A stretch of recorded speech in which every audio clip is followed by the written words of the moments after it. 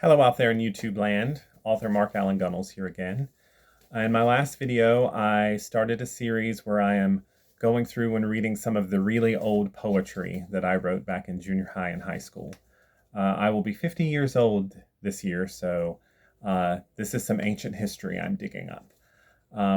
But I think it's an interesting look at the journey of a writer to look at some of their early writings. I'm going to read two poems in this video that are very similar in theme. In the last video, I read something from junior high school. I think these are a little further down the road. I think I was in high school when I wrote these, because one of them is typed up on a piece of notebook paper back when I only had a typewriter to work with. That's what us old people used to use. But these have to do with my feeling that I was living in a place where you were expected to conform. Conformity was definitely the way to get ahead, the way to get by. And for some of us, I was very poor. Even though I wasn't out, I was very obviously gay, very effeminate, very sensitive, very shy. And I just felt kind of imprisoned by the expectations around me. And so I'm going to read a couple of poems that sort of deal with that feeling and how I was dealing with it. The first one, which I believe is the older one, is called Pressure. The pressures build around me. The world will not allow me to truly be myself. I want my own space to live in, but eventually I give in to everybody else. They tell me who to be and tell me what to see, and I do just what they say. But it won't be very long till my identity is gone, and my hopes just fade away.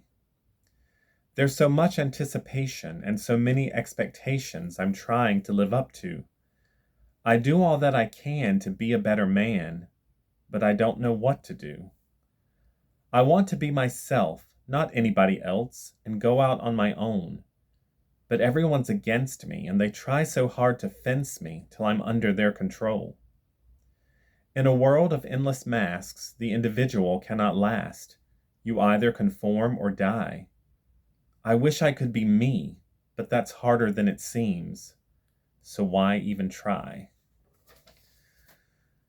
And the next one that I'm going to read is called Nothing More Than People. It's on a similar theme, but I think a little more hopeful. We live in a society that offers no variety. It leaves no room for change. So if you don't conform to what is called the norm, you're looked upon as strange. People tend to keep a distance from anyone who's different. We pass judgment on those we've never met. But our diversity's our source of strength and power, of course. But at times it seems we forget. For when it comes the time to have an open mind, instead we close our hearts. It really is a shame, but everyone's to blame. We all have played a part. But I pray the time is near when prejudice and fear will vanish into the past. Then the deviant and the poor, who've been bound down before, can say we're free at last. I am dreaming of a land where every woman and man is treated fair and equal.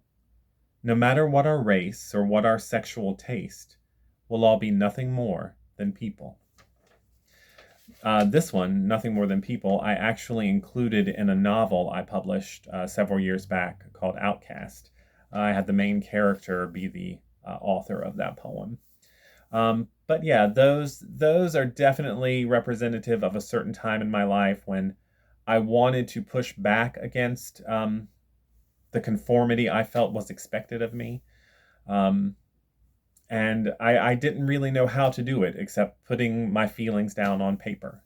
So again, thank you for listening, and I'll be back with more poems at a later date. Thank you.